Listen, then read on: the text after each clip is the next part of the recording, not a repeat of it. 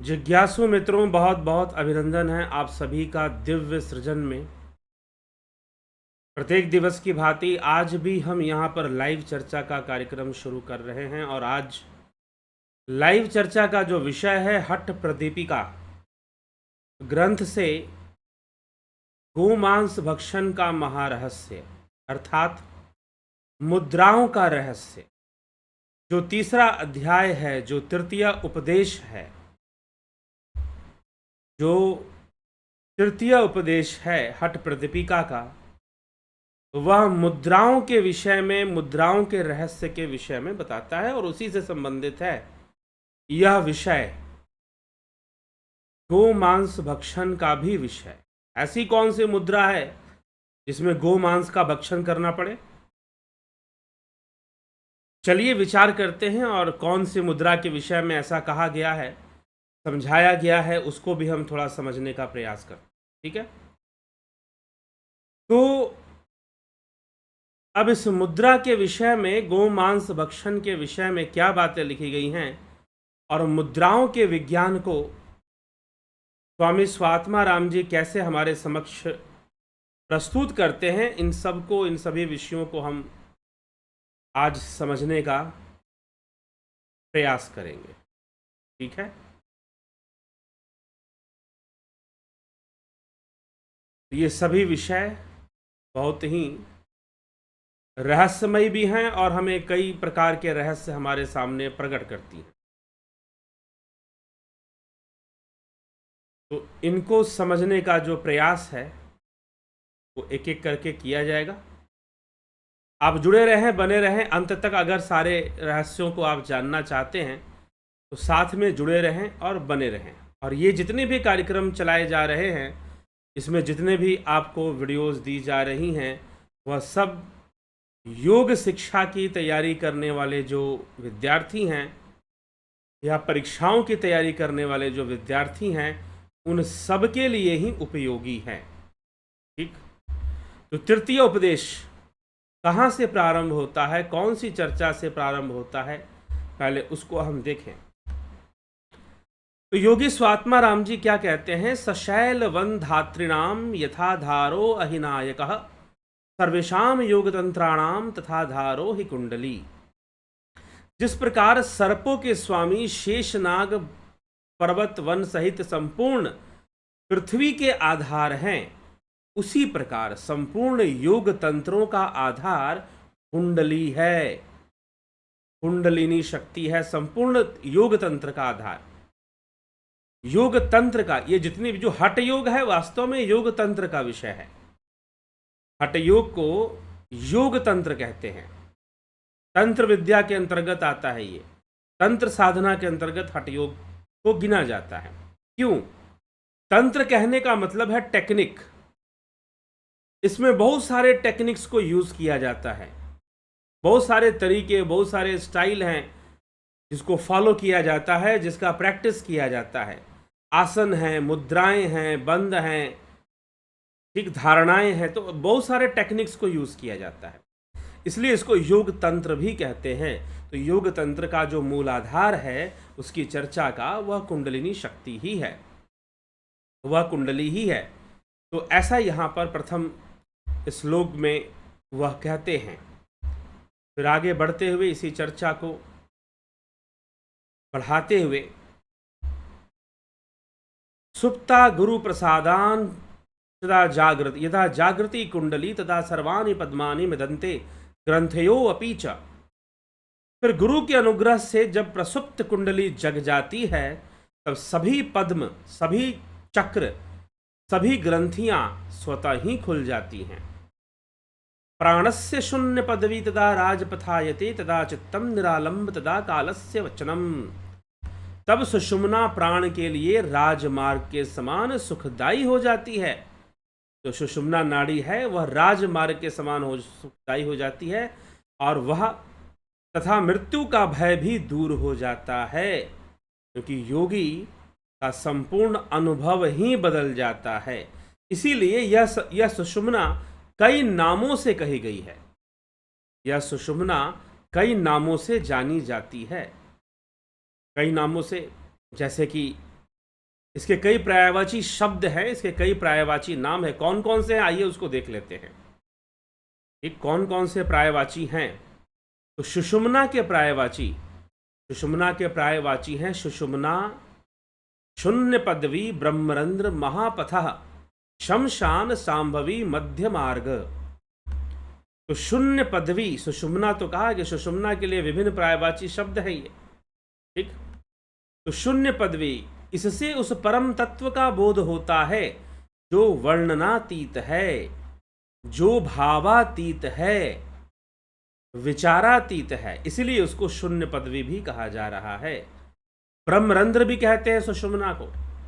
ब्रह्म शब्द परम तत्व का वाचक है तथा रंध्र का अर्थ है मार्ग। मार्ग एक छोटा सा छिद्र, एक पाइपलाइन, छिद्र भी नहीं कहना सही होगा, जैसे ऑप्टिकल फाइबर्स होते हैं ना, उनके मध्य में डाटा ट्रेवल करता है, वो क्या है, एक तरह का रंध्र, बहुत छोटा सा रंध्र की तरह है वो। ठीक, तो वैसे ही ब्रह्मरंध्र का अर्थ क्या है? ब्रह्मरंध्र सुषुम्ना का ही नाम है, जो कुंडली, जिसके अंदर कुंडलिनी शक्ति का वास है। ठीक, चक्रों का वास है, तो इसलिए ब्रह्मरंध्र भी सुषुम्ना को कहते हैं। महापथ, महा और महान पथ है, यह महान मार्ग है सुषुम्ना का मार्ग। इसे शमशान, भारतीय पौराणिक मान्यताओं के अनुसार इसे भगवान शिव का भूतनाथ भी कहा गया है, इसलिए शिव शमशान में निवास करते हैं, तो इसे रुद्र का स्थान भी बताया जाता है सुषुम्ना को। ठीक, तो इसीलिए शमशान भी कह दिया गया। शांभवी, शांभवी कहने का तात्पर्य क्या है? शांभवी का अर्थ क्या होता है? कई लोग शांभवी शब्द के अर्थ से संशयग्रस्त हो जाते हैं कि भाई शांभवी कहने का क्या मतलब है। तो शांभवी का अर्थ होता है जो शिव तक ले जाने वाली है। तो उस कुंडलिनी शक्ति को भी शांभवी कहते हैं। शांभवी मुद्रा भी होती है एक। ठीक, तो अभी हम मुद्राओं के बारे में, कई मुद्राओं के बारे में आज हम पढ़ेंगे। हठ प्रदीपिका में लगभग 10 मुद्राओं की चर्चा की जाती है। तो जो शिव तक, शंभु तक ले जाने का मार्ग है, तो सुषुम्ना नाड़ी शंभु तक ले जाने का मार्ग है, अर्थात शिव तक। शिव मतलब वो परम तत्व, वो शून्य।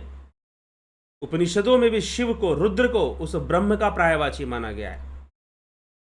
ठीक, इसलिए अब मध्य मार्ग भी कहते हैं सुषुम्ना को। मध्य मार्ग क्यों कहते हैं? क्योंकि हठयोग के अनुसार शरीर में उपस्थित अनेकों नाड़ियों में ईड़ा, पिंगला तथा सुषुम्ना, ये 3 महत्वपूर्ण नाड़ियां। सुषुम्ना ईड़ा पिंगला के मध्य में स्थित है और यह मध्य मार्ग इसलिए कहा जाता है, इसलिए इसे मध्य मार्ग भी कहते हैं। ठीक, मध्य मार्ग के नाम से भी इसको जानते हैं।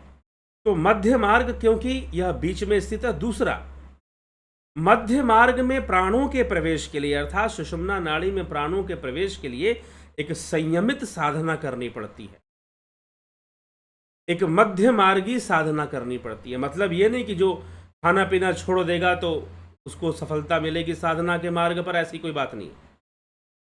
जो बहुत खाएगा खूब दबाकर, उसको वो सफल हो जाएगा, ऐसी भी कोई बात नहीं है। तो एक मध्य मार्ग है ये, मध्य मार्ग। बुद्ध ने भी मध्य मार्ग की बात की। योग को भी मध्य मार्ग कहा जाता है। भगवान कृष्ण ने भी मध्य मार्ग की बात की। बहुत अधिक खाने वाला, बिल्कुल नहीं खाने वाला, बहुत अधिक सोने वाला, कम सोने वाला, इन लोगों से योग साधना कर पाना सरल नहीं हो पाएगा। तो यह मध्य मार्ग का यह भी एक आशय है। और दूसरा कि ईड़ा और पिंगला के मध्य में होने के कारण सुषुम्ना को मध्य मार्ग भी कहा जाता है। तो ये सब सुषुम्ना नाड़ी के पर्यायवाची शब्द हैं जो अभी हमने स्क्रीन पर हमने देखा था। अगर आपने नहीं देखा तो बाद में वीडियो को आप रिवाइंड कर आप इसे देखकर आप उसको नोट भी कर सकते हैं कि सुषुम्ना के पर्यायवाची शब्द कौन कौन से हैं। इसी प्रकार आगे बढ़ते हुए स्वात्मा राम जी हमें ले चलते हैं मुद्राओं की ओर कि ये मुद्राएं क्या होती हैं।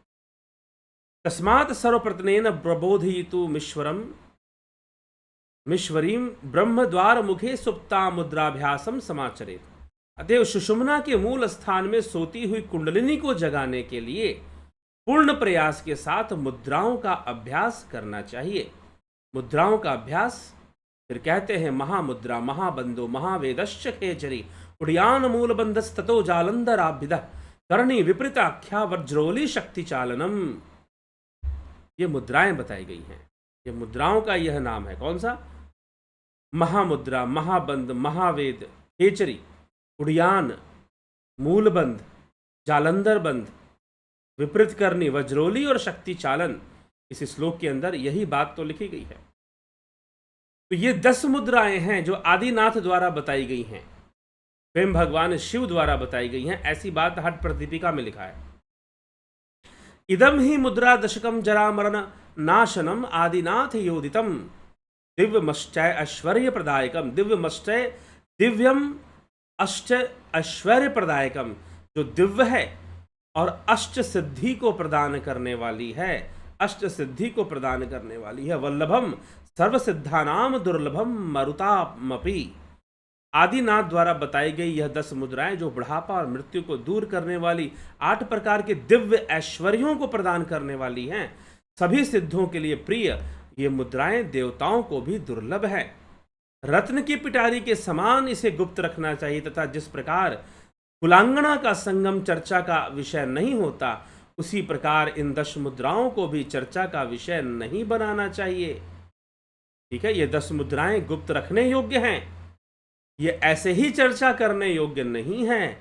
ये विशेष जिज्ञासु जो जिनके अंदर ऐसा समर्पण भाव है, जिनके अंदर ऐसी योग्यता है, उनके लिए ये मुद्राएं बताई जाती हैं।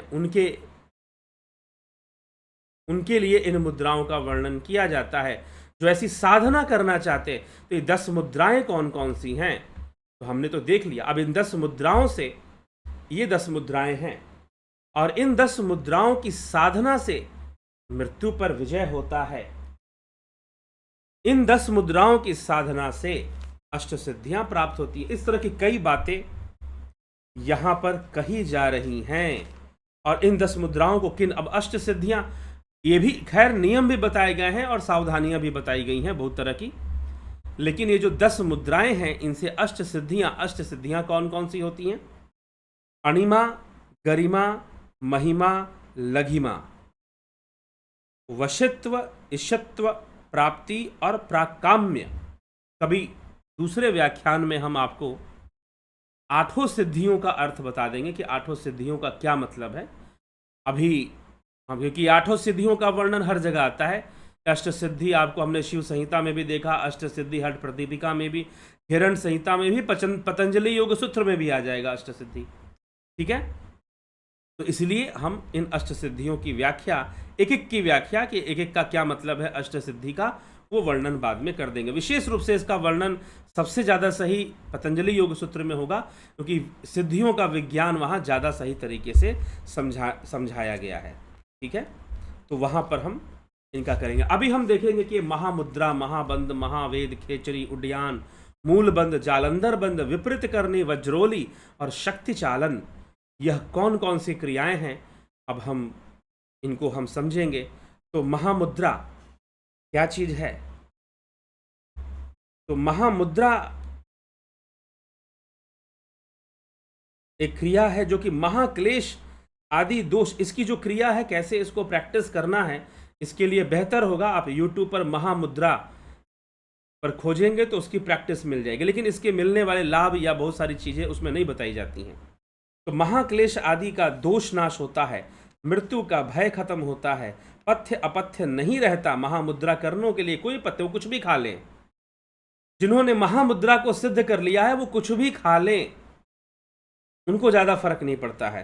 तो पथ्य अपथ्य नहीं रहता है, नीरस भी रस युक्त हो जाता है, जो नीरस वस्तु है उसमें भी रस आता है, विष भी अमृत के समान हो जाता है महामुद्रा जिसने शुद्ध कर ली।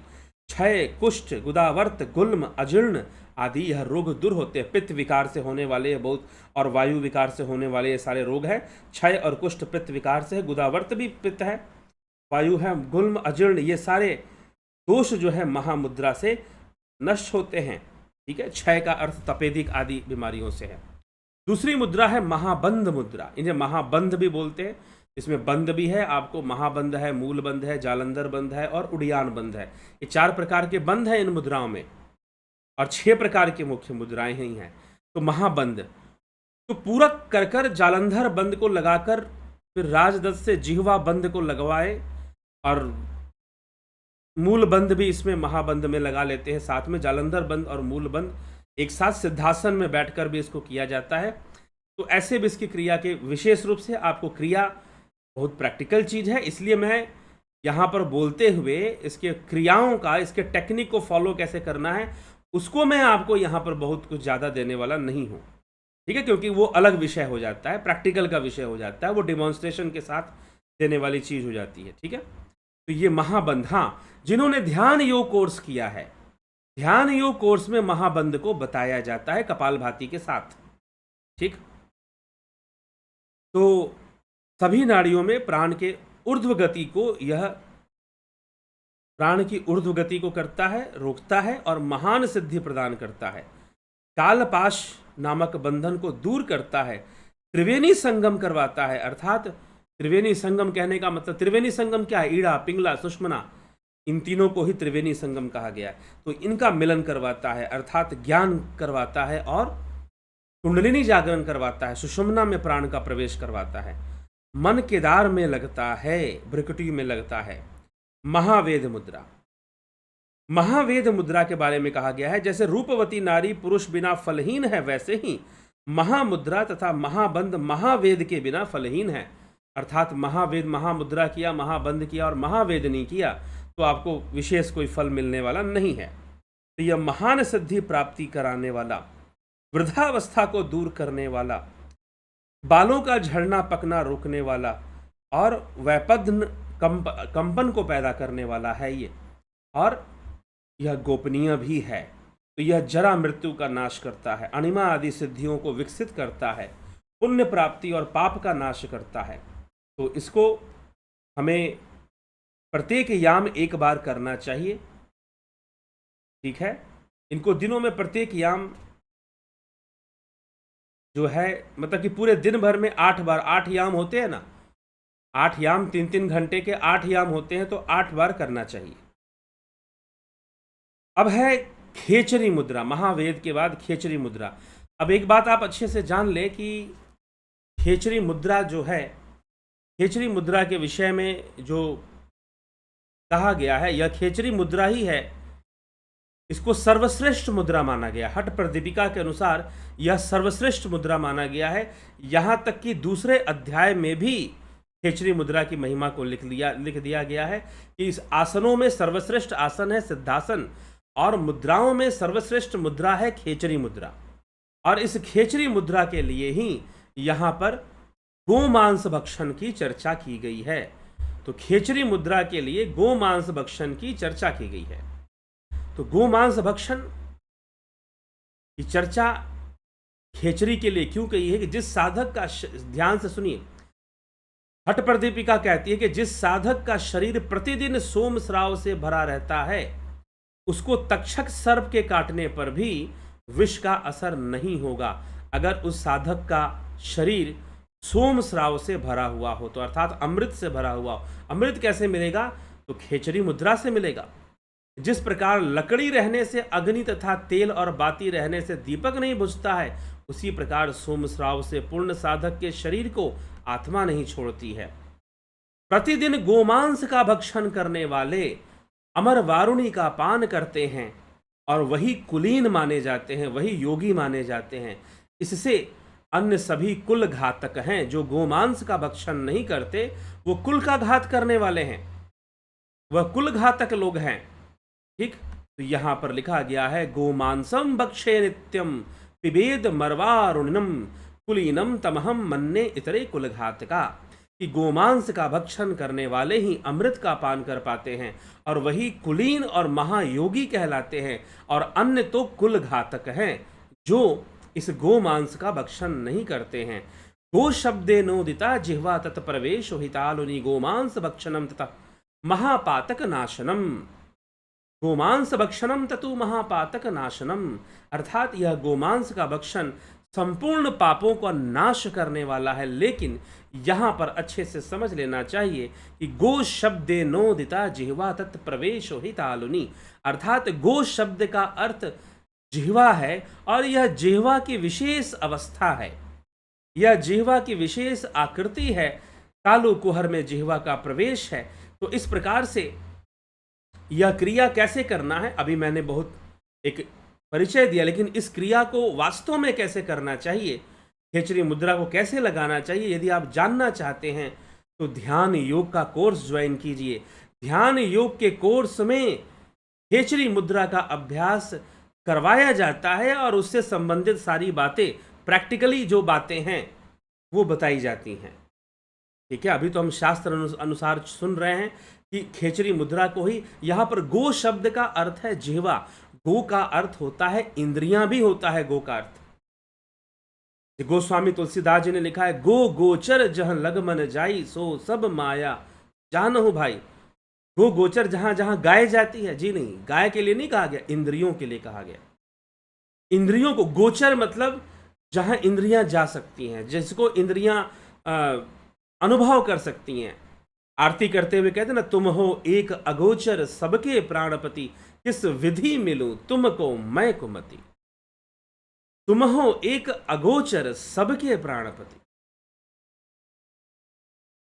तो अगोचर जिसको हम इंद्रियों से नहीं जान सकते, वो इंद्रियातीत ब्रह्म, वह ईश्वर जो इंद्रियों से परे, उसको हम इंद्रियों से नहीं, उसको हम योग से जान सकते हैं, ध्यान योग से जान सकते हैं।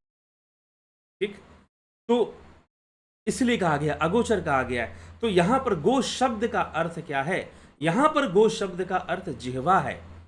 जिह्वा ही क्यों है, एक बात जान लीजिए कि जिह्वा क्या चीज है, जिह्वा को आप क्या समझते हैं, जिह्वा का योग मार्ग में कितना महत्व है और संसार में कितना महत्व है। बहुत महत्व है। मन राजा है। इंद्रियों का राजा कौन है, इंद्रियों का राजा मन है, मन। और इंद्रियों की रानी भी तो होगी ना, राजा कोई होगा तो रानी है जिह्वा। क्यों जिह्वा है, क्यों जिह्वा है, क्योंकि जिह्वा इंद्रियों के केंद्र में है। क्यों केंद्र में है, कैसे केंद्र में है जी, क्योंकि जिह्वा, अब इंद्रियां कितने प्रकार की होती है, दो प्रकार की इंद्रियां होती हैं, ज्ञान इंद्रियां और कर्म इंद्रियां। जिह्वा क्या है, कर्म इंद्रिय है या आप देखोगे जो ज्ञान इंद्रिय है वो कर्म इंद्रिय नहीं है, और जो कर्म इंद्रिय है वो ज्ञान इंद्रिय नहीं है। लेकिन जो जिह्वा है वो कर्म इंद्रिय भी है और ज्ञान इंद्रिय भी है। जब हम बोलते हैं तो जिह्वा का प्रयोग होता है, तो यहां पर वह कर्म इंद्रिय है, और जब हम स्वाद लेते हैं, भोजन करते हैं, तो वहां पर वह ज्ञान इंद्रिय बन जाती है। इसलिए जिह्वा का नियंत्रण कर लेने मात्र से हमें भोजन पर भी नियंत्रण हो जाता है, वाणी पर भी नियंत्रण हो जाता है। ठीक, तो जिह्वा का बड़ा महत्व है। इसलिए जिह्वा का ही भक्षण करना ही गो भक्षण है, गो मांस भक्षण है। इसमें कोई हड्डी तो है नहीं, जिह्वा में, जिह्वा में कोई हड्डी भी तो नहीं है। अब एक और बात यहां पर, एक और रहस्य मैं आपको प्रकट करता हूं कि जिह्वा को दूसरा लिंग भी कहा गया है। जिह्वा को दूसरा लिंग भी माना जाता है। ठीक, तो अब दूसरा लिंग भी जिह्वा को कहा गया, यह भी योग विषयक विषय है, और मुझे अभी यहां पर इसको भी हम बहुत स्पष्ट नहीं कर सकते हैं। अगर आप बहुत अच्छे से इस बात को समझना चाहते हैं कि जिह्वा को लिंग क्यों कहा गया है, जिह्वा को गोमांस भी कहा गया है, तो गोमांस तो चलो हठ प्रतिपिका में बताया हुआ है, क्योंकि इसमें कोई हड्डी भी नहीं होती है, पूरा मांस की तरह होता है। और दूसरा कि यह इंद्रिय है, गो शब्द जिह्वा के, गो शब्दे नो दिता जिह्वा तत् प्रवेशो हिताल्नि, इस प्रकार से यह बताया गया है। तो जो खेचरी मुद्रा होती है वो जिह्वा के माध्यम से होती है, लेकिन एग्जैक्टली कैसे करना है और उसकी बारीकियां क्या हैं, इसको अगर सीखना चाहते हैं, जानना चाहते हैं, तो ध्यान योग का कोर्स करना चाहिए। 20 सितंबर से ध्यान योग का कोर्स शुरू हो रहा है। कोशिश करें कि आप उसे अवश्य ज्वाइन कर लीजिए, ठीक, जिन्होंने अभी तक नहीं किया है। तो जिह्वा का यह मार्ग है। तो यह गो मांस भक्षणम महापातक नाशनम, गो मांस भक्षणम ततु महापातक नाशनम, जो गो मांस का भक्षण करने वाला है वो महापाप का नाश करता है, बड़े बड़े पापों का नाश करता है। खेचरी से बहुत जल्दी मनोमनी अवस्था बनती है, ये भी हठ प्रदीपिका में बताया गया है। मनोमनी अवस्था, और ये अनुभव का विषय है, व्यक्तिगत अनुभव का विषय है, ठीक ना। अभ्यास जो करता है वो जानता है खेचरी करने से कितनी तीव्रता से ध्यान लगना शुरू होता है। हाँ, एक बात मैं कह देता हूं, मेरा जो अनुभव है खेचरी अभ्यास के विषय में मैं आपको बता देता हूं। प्रारंभ में बहुत फलदायक महसूस नहीं होता और दिक्कत भी महसूस होती है, थोड़ी सी दिक्कत, मतलब ऐसी कोई दिक्कत नहीं कि कोई बहुत बड़ी परेशानी आ जाएगी, ठीक है, बस एक असामान्य सा विषय लगता है। लेकिन बाद में अभ्यास जब आप करते रहते हो तो धीरे धीरे इसका जब प्रभाव सामने आना शुरू होता है, तो खेचरी अगर सही से लगनी शुरू हो जाए, थोड़ी सी भी जिह्वा अगर उस तरह से अगर उस पोजीशन में आ जाए, पहली बात तो शुरुआत में कई लोगों की आ ही नहीं सकती है, बहुत अभ्यास के बाद आती है, लेकिन अभ्यास तो करना पड़ेगा। आ जाए तो लगने मात्र से ही ध्यान लगना शुरू हो जाता है। यह व्यक्तिगत अनुभव है मेरा। नाद सुनाई देना शुरू हो जाता है। यही साथ आपके दूसरे कई ग्रंथ हैं इसको सिद्ध करते हैं, बताते हैं। जिसने खेचरी को सिद्ध कर लिया, दूसरे कई योगी हैं, उन्होंने कहा है कि जिस योगी ने खेचरी को सिद्ध कर लिया उसके लिए कोई नियम नहीं होता। नियम नहीं होता मतलब जितने भी नियम बताए गए हैं, साधक बाधक पथ्य अपथ्य, ये खाना है ये नहीं खाना है, ये करना है वो नहीं, उनके लिए कोई नियम नहीं होता। क्यों? क्योंकि जो ध्यान समाधि की जो अवस्थाएं, उसी के लिए तो सब किया जा रहा है ना। हठयोग किस लिए करते हैं भाई? राजयोग की प्राप्ति के लिए करते हैं, और वो राजयोग में आगे बढ़ जाता है। जब वो राजयोग में बढ़ ही चुका है तो उसके लिए बहुत नियम नहीं रह जाते हैं, ठीक है, कि वो इस नियम का पालन करे या उस नियम का पालन करे। लेकिन प्रारंभिक साधकों के लिए तो नियम रहेंगे ही रहेंगे। तो यह भी साथ में यह बात भी कही जाती है। तो खेचरी को सर्वश्रेष्ठ मुद्रा बताया गया है, सर्वश्रेष्ठ मुद्रा ग्रंथों में।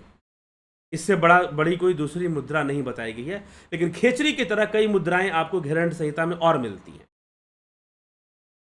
जब हम घृण्य संहिता में जाएंगे, घृण्य संहिता की सर्वश्रेष्ठ मुद्रा कोई दूसरी है, शांभवी है वहां पर, ठीक है, घृण्य संहिता में। लेकिन यहां पर सर्वश्रेष्ठ मुद्रा खेचरी को, हठ प्रदीपिका में जो सर्वश्रेष्ठ मुद्रा है वो खेचरी है। सर्वश्रेष्ठ आसन सिद्धासन है, ठीक है। सर्वश्रेष्ठ प्राणायाम भी शीतकारी को लगभग वो कहते हैं। तो इस तरह से ये चर्चाएं आती है। तो सर्वश्रेष्ठ मुद्रा ये खेचरी मुद्रा मानी जाती है। और इसके संदर्भ में हर प्रदीपिका में इसकी क्रिया जो बताई गई है, लेकिन वह क्रिया हम आपको नहीं बताएंगे, क्योंकि वो क्रिया हठ योग में कई क्रियाएं की गई हैं जो कि सबके करने के लिए नहीं होती।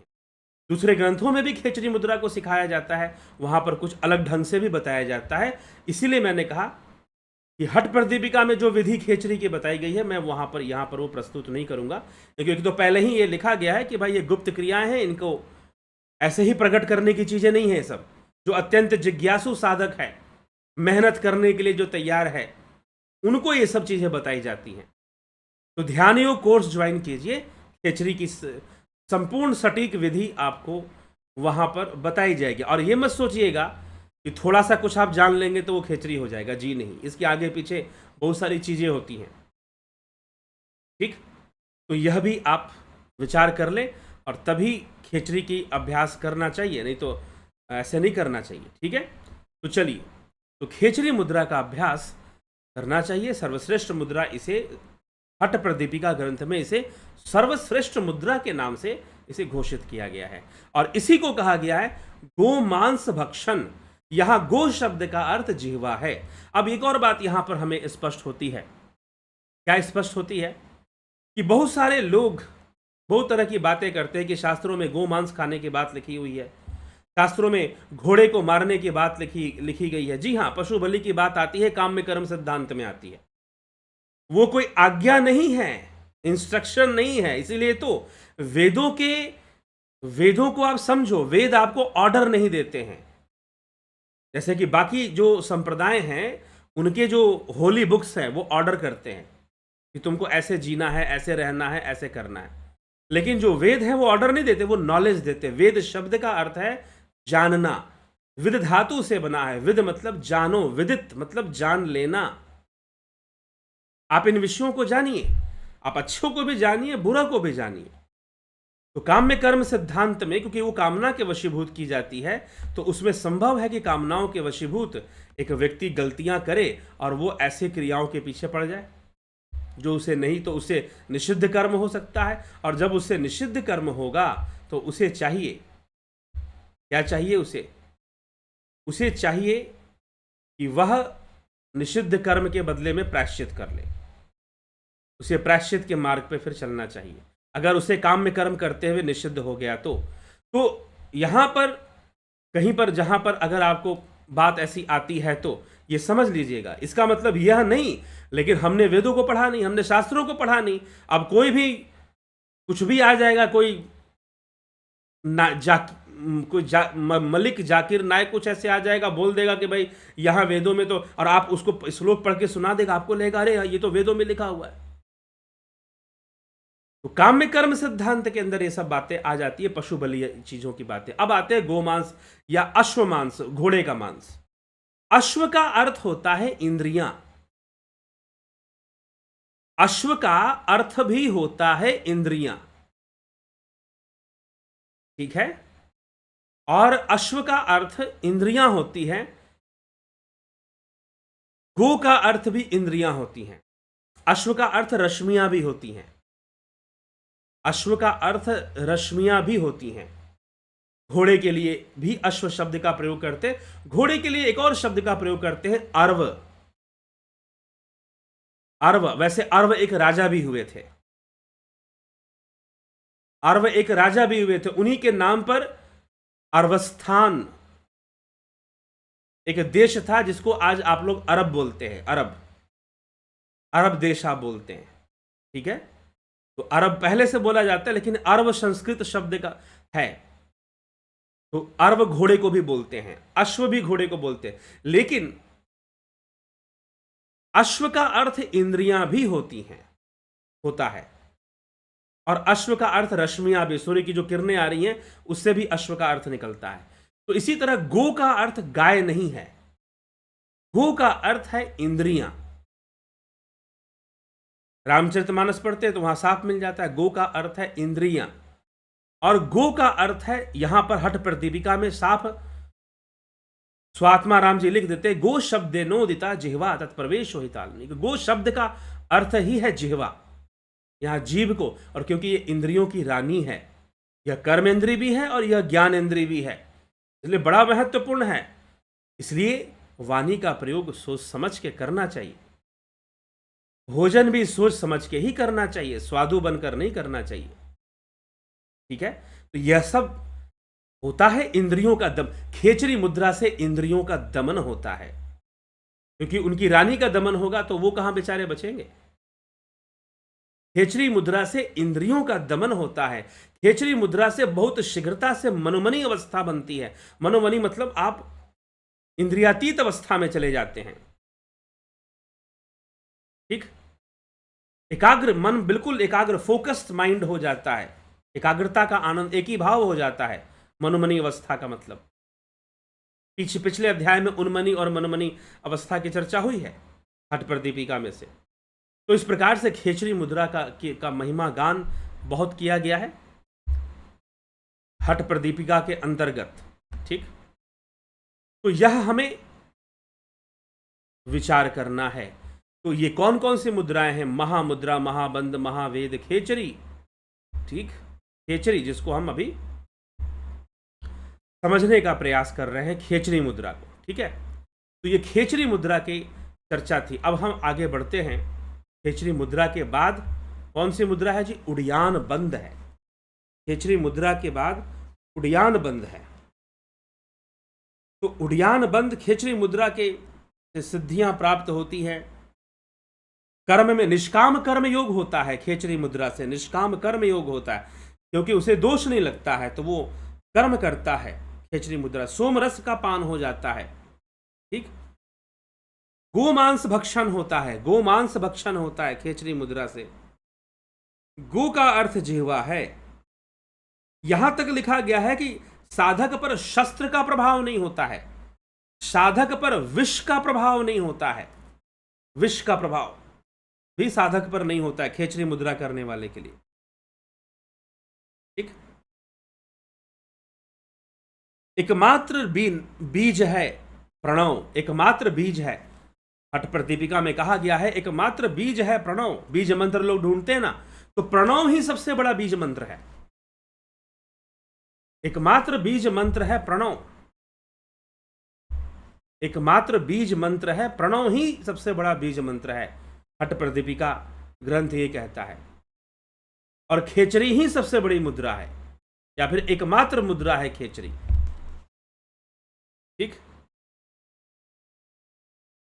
तो एकमात्र मुद्रा है खेचरी, एकमात्र निरालंब है परमात्मा, और एकमात्र अवस्था है मनोमणि। एकमात्र अवस्था है मनोमणि, एकमात्र मुद्रा है खेचरी, एकमात्र अवस्था है मनोमणि, एकमात्र बीज मंत्र है प्रणव। हम बीज मंत्र ढूंढते रहते हैं, प्रणव से बड़ा कोई बीज मंत्र नहीं है। अब प्रणव साधना कैसे होगी, कैसे होगी जी प्रणव साधना? ध्यान योग कोर्स ज्वाइन कीजिए तो प्रणव का रहस्य समझ में आएगा। अभी तो आप इतना जानते होंगे कि प्रणव मतलब ओम का उच्चारण कर लेना, जी नहीं, प्रणव अजपा है, ठीक ना। प्रणव अव्यक्त है, प्रणव अजपा है, प्रणव अव्यक्त है, प्रणव केवल है। प्रणव को केवल भी कहते, वही केवल है। पीछे हमने केवल कुंभक के बारे में पढ़ा था, तो प्रणव केवल कुंभक है। तो प्रणव मात्र ओम का उच्चारण नहीं है, प्रणव मात्र उद्गीत नहीं है, लेकिन पढ़ने लिखने में उसको उद्गीत के पर्यायवाची ही समझा जाता है, लेकिन प्रणव मात्र उद्गीत नहीं है। तो प्रणव का वास्तविक अभ्यास, अजपा का, अव्यक्त अक्षर का वास्तविक अभ्यास कैसे, वो प्रणव साधना है। ध्यान योग कोर्स से तो एकमात्र बीज है प्रणव, एकमात्र मुद्रा है खेचरी, एकमात्र निरालंब है परमात्मा, और एकमात्र अवस्था है मनोमणि अवस्था, मतलब समाधि की अवस्था। इसके लिए कहा जा रहा है। तो ये खेचरी मुद्रा के विषय में को बताते हुए अन्य विषय भी। अब है उड़ियान बंद। उड़ियान बंद, उदर को नाभि पृष्ठ में लगाना उड़ियान बंद है। उदर को नाभि पृष्ठ में लगाना उड़ियान बंद है। अब करते कैसे हैं, कोर्स ज्वाइन कीजिए तो उसमें पता चल जाएगा। तो उदर को नाभि पृष्ठ में लगाना उड़ियान बंद है। सुषुम्ना के अंदर निरुद्ध महाखग प्राण को इसके द्वारा उठाया जाता है। अपान वायु उठने से सुषुम्ना में प्राण का प्रवेश होता है। इसे उड़ियान, उठाने के कारण, प्राण को उठाने के कारण इसे उड़ियान नाम दिया गया है।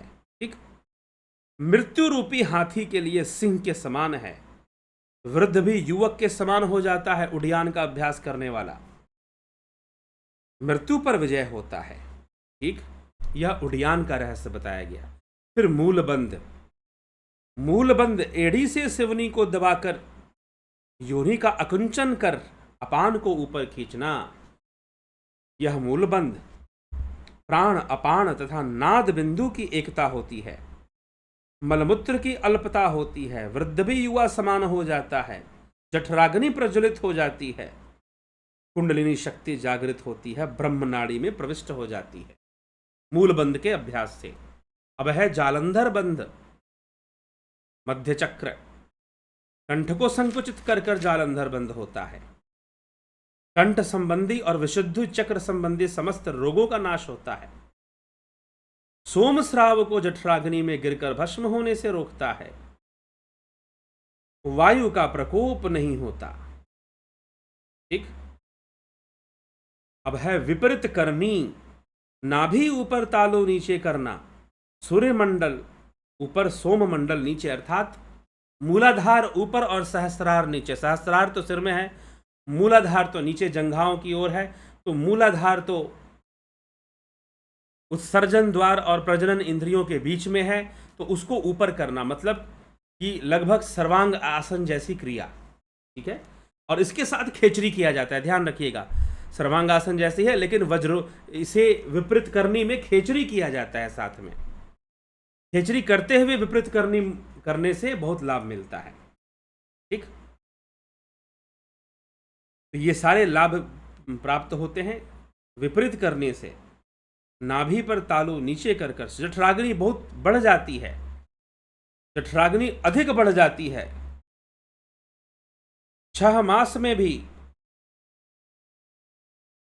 बहुत सारे जो अंग, जो हमारे अंगों में झुर्रियां पड़ना, बुढ़ापा का जो संकेत होते हैं, वह उसका लाभ मिलता है, बुढ़ापा भी कम हो जाता है। प्रतिदिन एक याम अभ्यास करने से मृत्यु पर विजय होता है। खेचरी मुद्रा से जठराग्नि बहुत, क्षमा करें, विपरीत करनी से जठराग्नि बहुत प्रबल हो जाती है। विपरीत करनी मुद्रा की हम बात कर रहे हैं, जठराग्नि बहुत प्रबल हो जाती है। ठीक है, अमृत जो सोमरस निकल रहा है सहस्रार से, उसकी भी रक्षा होती है विपरीत करनी से, लेकिन साथ में खेचरी भी करना चाहिए। ठीक है, अब है वज्रोली। वज्रोली मुद्रा, यह भी बहुत रहस्यमयी मुद्रा है।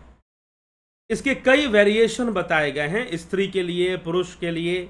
मुख्य रूप से इसका जो उद्देश्य है, वज्रोली मुद्रा का जो उद्देश्य है, इसको समझने के लिए पहले सिद्धासन का अभ्यास करना चाहिए। और सिद्धासन का अभ्यास करके स्वादिष्ठान चक्र जहां पर है, जहां पर हमारा जहां पर मूत्राशय होता है, मेहन इंद्री जहां पर होती है, तो उस इंद्री का संकुचन करना चाहिए, अंदर की ओर खींचना चाहिए। ठीक है, अंदर की ओर उसे खींचने का नाम ये लिया गया। लेकिन अब प्रश्न ये उठता है कि खींचने से क्या होगा? खींचने से क्या होगा? तो इसके 2 फॉर्म भी होते हैं, सहजोली, अमरोली, यह भी बताए गए हैं। ठीक, अमरोली सोमस्राव से संबंधित होता है, स्वाधीन नाड़ी चित्रा नाड़ी से संबंधित होता है।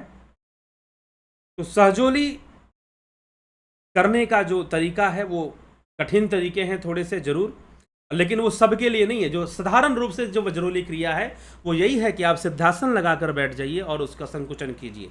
विशेष रूप से समझना चाहते हैं तो संपर्क कर सकते हैं। तो यह मुख्य इसका उद्देश्य है, मुख्य इसका उद्देश्य जिनको यौन समस्याएं ज्यादा होती हैं। हाँ, शिव संहिता में इसको अलग ढंग से बताया गया है। शिव संहिता में इसको, वज्रोली मुद्रा को विवाहित लोगों के लिए बताया गया है, उन लोगों के लिए बताया गया है जो प्रणय संबंधों में रहते हैं, जो विवाहित हैं या प्रणय संबंधों में रहते हैं। तो प्रणय संबंधों में कोई किसी रूप में रह रहा हो, चाहे विवाहित हो चाहे बिना, आजकल ऐसा विकृत माहौल समाज में है, तो अविवाहित भी हैं, तो जो प्रणय संबंधों में रहते हैं उनके दृष्टिकोण से भी वज्रोली मुद्रा को शिव संहिता में बताया गया है। ठीक है, तो मुख्य रूप से सिद्धासन लगाकर इतनी, जितना मैंने बोला उतना ही करने योग्य है एक साधारण प्रारंभिक साधक के लिए। बाकी इसमें बहुत सारी क्रियाएं हठ प्रतिपिका में इसमें बताई गई हैं, तो वो सब जो है शायद साधारण साधक के लिए नहीं है वो सब क्रियाएं। ठीक है, तो उसको मैं यहाँ पर बता भी नहीं रहा हूँ। और बस छोटा सा, वैसे भी ये सब क्रियाएं जो है बता देने मात्र से आप करने मत लग जाना। मैंने यहाँ पर कुछ बता दिया, मैंने इतना बता दिया कि सिद्धासन लगाइए और जो अपना जो मूत्राशय है, जो आपका जो मेहन इंद्री है, उसको आप संकुचित कीजिए। अपने पेल्विक रीजन को थोड़ा सा खींचिए पीछे की ओर, संकुचित कीजिए। तो इतना बता देने मात्र से नहीं हो जाता है, आपको प्रैक्टिकली उसको किसी के सामने समझना पड़ेगा। तो इतना ही मात्र प्रारंभ में इतना ही किया जाता है। तो बाकी इसमें बहुत सारी क्रियाएं हैं, इससे संबंधित दूसरी भी कई क्रियाएं होती हैं। इससे संबंधित मेहन स्नान की क्रिया होती है, इससे संबंधित आपके, हाँ, इससे संबंधित एक क्रिया, वज्रोली से संबंधित एक क्रिया प्राकृतिक चिकित्सा में चलती है। प्राकृतिक चिकित्सा में हमने वो क्रिया करा के रखा हुआ है। जिन्होंने प्राकृतिक चिकित्सा का कोर्स किया होगा वो जानते होंगे। तो उस क्रिया का संबंध, प्राकृतिक चिकित्सा की जो वो क्रिया है, उसका संबंध वज्रोली मुद्रा से है। ठीक है, तो वज्रोली मुद्रा, अब ये क्या ब्रह्मचर्य के लिए होती है, वीर्य रक्षा के लिए होती है? ये कई कारणों से। अगर यह मात्र वीर्य रक्षा के लिए होती तो फिर यह, देखिए, वीर्य रक्षा के बारे में एक बात आपको क्लियर कर देते हैं, जो बायोलॉजिकल है, जो मेडिकल साइंस के अनुसार जो बात है कि जिस वीर्य का फॉर्मेशन हो जाता है, कहने वीर्य, देखिए सबसे पहली बात कि वीर्य शब्द का अर्थ ही कुछ और है, अर्थ ही कुछ और है। हम यहां पर अर्थ का अनर्थ करके बैठे हुए हैं। ठीक, स्पर्म सेल्स और वीर्य, वो दोनों अलग अलग चीजें हैं। वीर्य से ही बनता है कोई वीर्यवान, मतलब वीर, वीर जिसे, जो वीर शब्द है, वीरता, यह भी वीर्य से निकला हुआ है। तो वीर्य का एक बहुत बड़ा अर्थ है वीर्य का। लेकिन जो शुक्राणु है वो अलग है। जिन शुक्राणुओं का निर्माण हो गया है उनका बाहर निकल जाना ही स्वास्थ्य के लिए अच्छा होता है, ऐसी मान्यता है। लेकिन जब वह अनियंत्रित रूप से निकलते हैं तो वो एक बीमारी के रूप में माने जाते हैं, रोग हो जाता है, और कई प्रकार की यौन समस्याएं जो होती हैं वो वज्रोली मुद्रा से सही हो जाती हैं। लेकिन वज्रोली मुद्रा के कई टाइप हैं, इसको करने की कई क्रियाएं हैं, कई तरीके से किया जाता है। उनमें से एक क्रिया है जो कि प्राकृतिक चिकित्सा में हम करवाते हैं, अगर आपको समझना है, और वो क्रिया बहुत प्रभावशाली क्रिया मानी गई है। यदि आपको जानना है, समझना है, तो प्राकृतिक चिकित्सा का कोर्स आप ज्वाइन कीजिए, उसमें आपको वज्रोली से संबंधित क्रिया मिल जाएगी। ठीक है। बाकी जो हठ प्रदीपिका ग्रंथ में वज्रोली क्रिया के तरीके बताए गए वो बहुत कठिन है, काफ़ी कठिन तरीके हैं। शिव संहिता वाला तो वो विवाहित या प्रणय संबंधों में रहने वाले युगलों के लिए, कपल्स के लिए, उस ढंग से भी बताया गया है शिव संहिता में। तो यौन समस्याओं का यह समाधान करता है वज्रोली मुद्रा, और स्वादिष्ठान चक्र की शुद्धि करता है, और इससे भी हमारे सिद्धियों का विकास होता है, एकाग्रता का विकास होता है, आदमी बलवान होता है, वीरवान होता है, शक्तिशाली होता है। यह सब, उसका रक्त बहुत प्रभावशाली हो जाता है वज्रोली क्रिया करने से। और जितनी भी प्रॉब्लम्स आती हैं आपको, आजकल बहुत सारी प्रॉब्लम्स लोगों को आती हैं, जैसे कि प्रोस्टेट ग्लैंड से रिलेटेड प्रॉब्लम्स आती हैं, पुरुषों में आती हैं ज़्यादातर के, और बहुत तरह की प्रॉब्लम्स जो आती है इसका समाधान होता है। प्राकृतिक चिकित्सा के कोर्स में एक ऐसी ही क्रिया जो वज्रोली से, जिन्होंने प्राकृतिक चिकित्सा कोर्स कर लिया है वो तो जान गए हैं, तो समझ गए हैं कि मैं किस क्रिया के बारे में बोल रहा हूँ। तो प्राकृतिक चिकित्सा के कोर्स में वज्रोली से संबंधित क्रिया करवाई गई है, आप उसको ज्वाइन कर उसका लाभ उठा सकते हैं। ठीक है। आखिरी जो मुद्रा है वह है शक्ति चालन। शक्ति चालन मुद्रा है वह। ठीक। तो शक्ति चालन मुद्रा के बारे में हठ प्रदीपिका क्या कहती है? यह कुंडलिनी जागरण करने वाली मुद्रा है, इससे कुंडलिनी का चालन होता है। शक्ति यहां पर कुंडलिनी का पर्यायवाची है। ठीक है। कुंडलिनी शक्ति के बहुत सारे पर्यायवाची शब्द कुंडलिनी शक्ति के भी होते हैं, जैसे कुटलांगी, ईश्वरी, कुंडलिनी, भुजंगी, शक्ति, अरुंधति, बालरंडा। हठ प्रदीपिका में ये शब्द प्रयोग किए गए हैं कुंडलिनी के लिए। बालरंडा भी किया गया है, भुजंगी भी किया गया है, कुंडलिनी भी किया गया है। ठीक है। तो इसको बालरंडा शब्द से भी इसको कहा गया। इनके बीच में बालरंडा कुंडलिनी रहती है, इड़ा पिंगला के बीच में, सुषुम्ना नाड़ी में। ठीक। तो कुंडलिनी योगियों के लिए मोक्ष कारक है, मूढ़ों के लिए बंधन कारक है। कुंडलिनी ही बांध के रखती है संसार में, और जब जाग जाती है तो मोक्ष कारक बन जाती है, ऐसा समझाने का प्रयास किया गया है। कुंडलिनी का स्थान मूलाधार में, कंद के ऊपरी भाग में, मूलाधार से एक बित्त ऊपर 4 अंगुल चौड़ा, श्वेत वस्त्र में लपटे हुए मणि के समान। कुंडलिनी को पुच्छ पकड़कर ही जगाना चाहिए। तो शक्ति चालनी कुंडलिनी शक्ति को जागृत या उसके चालन की विधि है। कुंडलिनी जागरण करना चाहिए, और वज्रासन में बैठकर भस्त्रिका कुंभक के अभ्यास से, भस्त्रिका आपने सुना है, खूब तेज श्वासों को लेना छोड़ना, भस्त्रिका क्रिया बताई गया है। ध्यान योग के कोर्स जो लोग ज्वाइन करते हैं उनको भी भस्त्रिका सिखाया जाता है। तो भस्त्रिका कुंभक के अभ्यास से कुंडलिनी जागरण का प्रयास करना चाहिए। 72,000 नाड़ियों की शुद्धि होती है भस्त्रिका प्राणायाम से, भस्त्रिका कुंभक से। ठीक है। तो ये सब मूलाधार में कंध के ऊपर जो स्थित होती है कुंडलिनी शक्ति। तो ये सब बातें, कैसे शक्ति चालिनी मुद्रा को किया जाता है, ये सब बातें बताने का प्रयास हठ प्रदीपिका ग्रंथ में किया गया है। ठीक है। इसी को लिखा गया है, कुंडलिनी कुटालकारा सर्पवत परिकृतिता मां शक्ति चालिता येन स मुक्तो नात्र संशयः। कुंडलिनी सर्प के समान टेढ़ी मेढ़ी आकार वाली बताई गई है। उसे कुंडली शक्ति को जिसने जागृत कर लिया वह मुक्त, इसमें संदेह नहीं है। गंगा यमुनोर मध्य बालरंडा तपस्विनीम बलात्कारेण गृहणीयात तद्विष्णु परमम पदम। गंगा और यमुना के बीच में स्थित तपस्विनी बालरंडा को पुरुषार्थ से ग्रहण करना चाहिए, वही विष्णु का परम पद है। ठीक है, वह कुंडलिनी शक्ति ही विष्णु का परम पद मानी गई, इसलिए विष्णु शेष नाग की सैया पर है।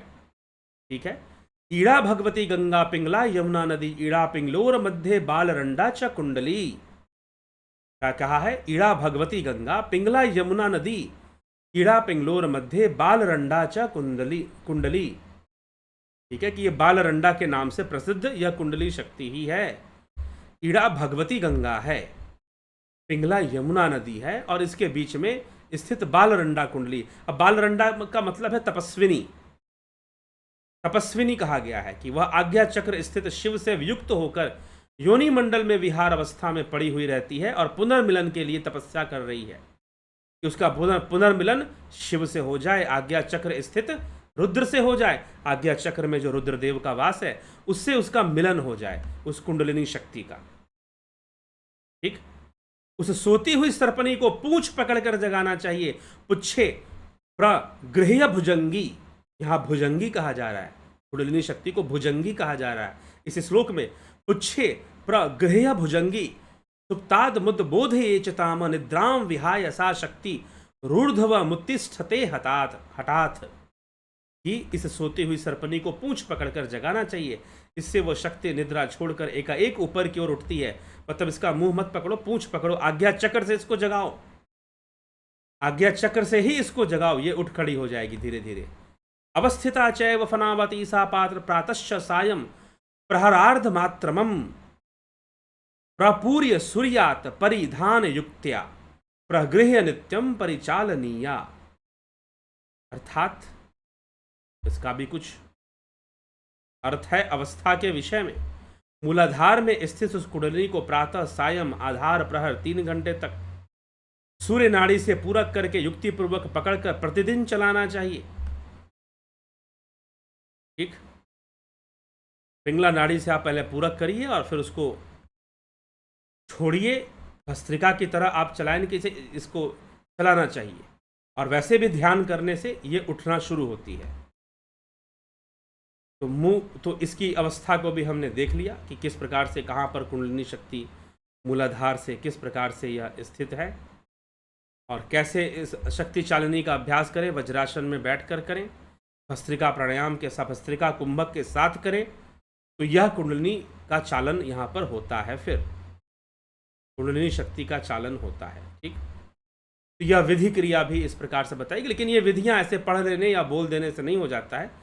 प्रैक्टिकल जिसने किया है, जो किया है, वो गुरु आपको सिखाएगा। ठीक, वो गुरु आपको इसके बारे में बताएगा, कुंडलिनी शक्ति कैसे जागृत होती है, शक्ति चालिनी मुद्रा का अभ्यास कैसे करना है, वहाँ से हमें सही से पता चलेगा। नहीं तो ऐसे हम मात्र सुन पढ़कर गलतियां भी कर सकते हैं। इसको अरुंधति भी कहा है कि श्लोक में, तस्मात् संचालय नित्यम सुख सुप्ताम अरुंधतिम तस्या संचालनेनैव योगी रोगय प्रमुच्यते। क्यों अरुंधति? की सारी बीमारियों को दूर करता है यह, इसलिए सुखपूर्वक सोती हुई अरुंधति को प्रतिदिन चलाना चाहिए, यह बीमारियों को दूर कर देता है। संचालिता स योग्यो ये संचालिता शक्ति सयोगी सिद्ध भाजनम किमत्र बहुनुक्तेन कालम जयति लीलया। ठीक, तो ये कुंडलिनी चालन किया जाता है, वही योगी सिद्धि को प्राप्त करता है जो कुंडलिनी को जागृत करता है। इस प्रकार से इस शक्तियों को जागृत करने का विषय अभ्यास के द्वारा, मुद्राओं के अभ्यास के द्वारा, ये नहीं कि गुरुजी हाथ लगाएंगे जागृत कर देंगे। कई जगह पर एक भाई साहब मुझे मिले कि वहाँ पर कुंडलिनी जागृत होती है और अपने आप ही हो जाती है। तो इस प्रकार सदैव ब्रह्मचर्य का पालन करते हुए, समभाव रखते हुए, ब्रह्मचर्य मतलब समभाव, ब्रह्मचर्य का कोई एक अर्थ नहीं है, ब्रह्मचर्य ब्रह्ममय आचरण ही ब्रह्मचर्य है। तो समभाव रखते हुए, साधक बाधक तत्वों को समझकर, पथ्य अपथ्य को समझकर, पथ्य ही ग्रहण करते हुए, साधक नियमों का ही पालन करते हुए, पथ्य कारक परिमित भोजन करने वाला कुंडलिनी चालन के अभ्यास से साधक को 40 दिन में ही उसको फल प्राप्त हो सकता है इसका, कुंडलिनी जागरण का। ठीक है, तो इस प्रकार से इस रहस्य को बताया गया है कुंडलिनी के विषय में। कुंडलिनी के अभ्यास से, कि कुंडलिनी चालन के अभ्यास के बिना 72,000 नाड़ियों का मल शोधन के लिए दूसरे शोधन का उपाय कहाँ, कोई दूसरा उपाय अर्थात नहीं है। योगियों की यह मध्यमा नाड़ी, इसे मध्यमा नाड़ी कहा गया है, सुषुम्ना को आसन, प्राणायाम तथा मुद्रा द्वारा दृढ़ अभ्यास से उपयुक्त हो जाती है, अर्थात चल पड़ती है।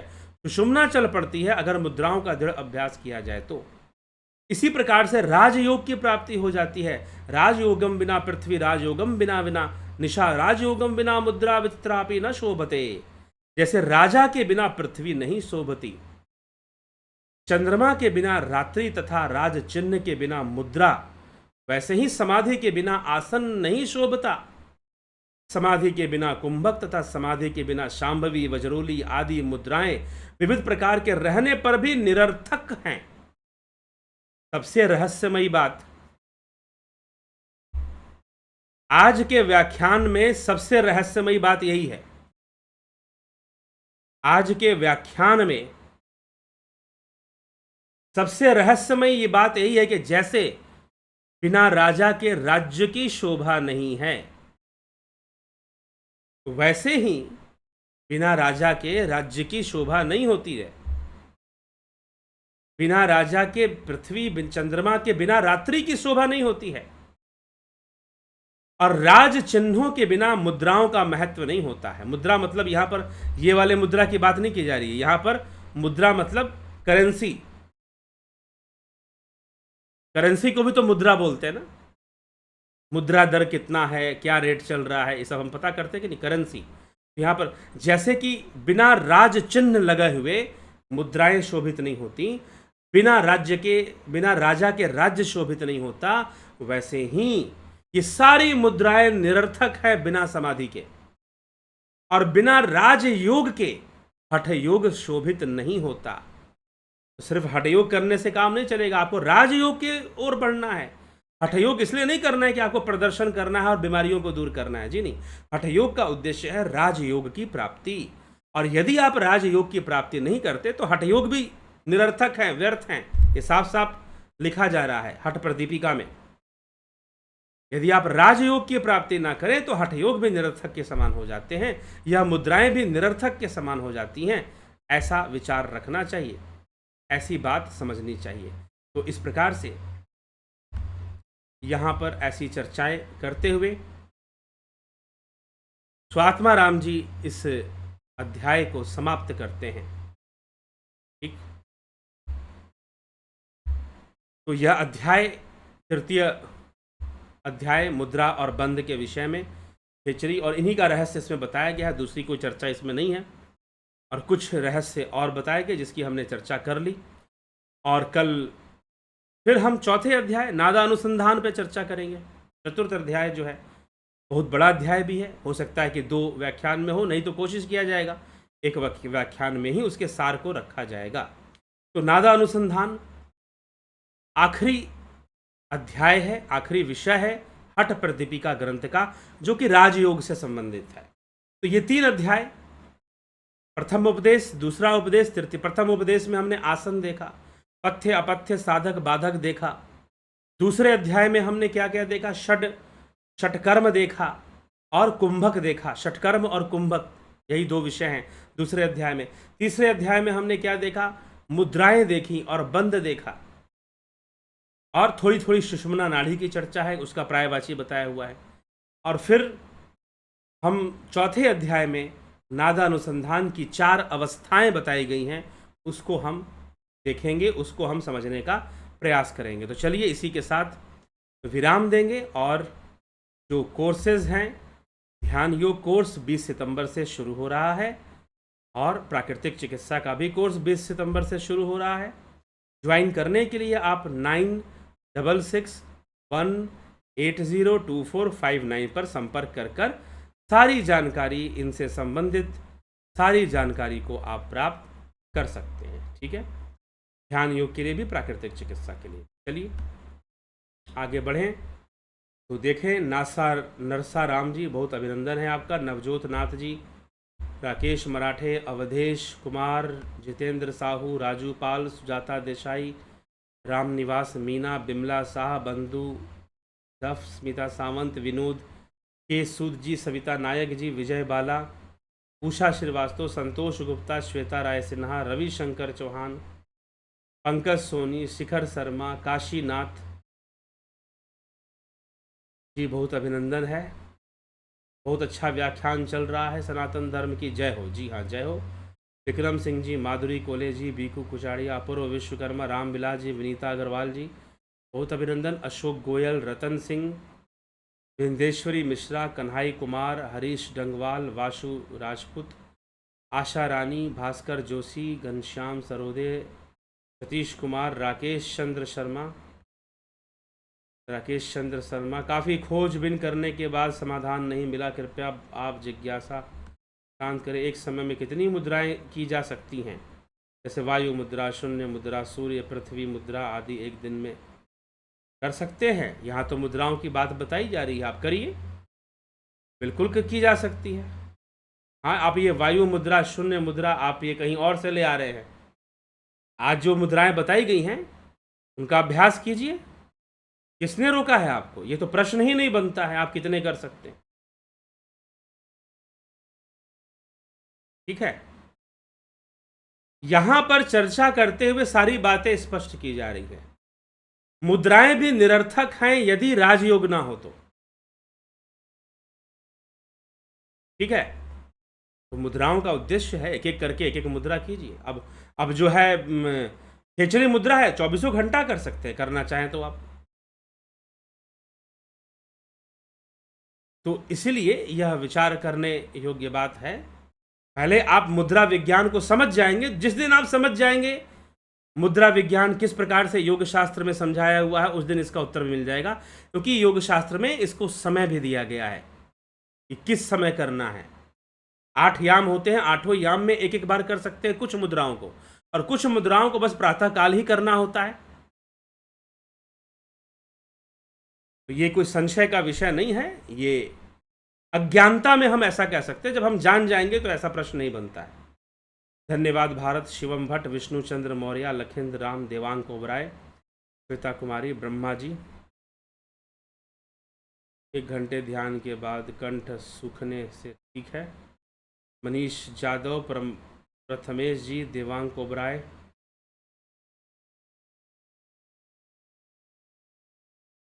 ठीक है। पढ़ाई करते करते साथ साथ तो हम की आवाज़ सुनने के साथ, सुनने की जरूरत ही नहीं है, पढ़ाई पे फोकस कीजिए जब पढ़ाई कर रहे हैं तो।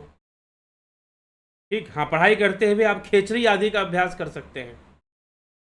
मूला FF, दमन सिंह जी, सविता नायक, प्रभु जी मुझे खेचरी की बहुत ज़्यादा आदत जैसी लग गई है। अच्छी बात है, अगर खेचरी की आदत लग गई है तो बहुत अच्छी बात है, इसमें बुराई क्या है? क्या लेटे हुए खेचरी कर सकते हैं? बिल्कुल कर सकते हैं, कर सकते हैं जी। प्रणव भी कर सकते हैं लेटे हुए। कैसे होती है? ध्यान योग का कोर्स ज्वाइन कीजिए, उसमें बताया जाएगा। AK त्यागी जी, कमलेश उपाध्याय, नरेश मेहरा, ध्यान। धन्यवाद भारत। आचार्य पद्मासन में बैठकर खेचरी मुद्रा के साथ भैरवी मुद्रा करे तो उसका क्या प्रभाव पड़ा? अच्छी बात है। अशोक माली जी, हीरालाल यादव,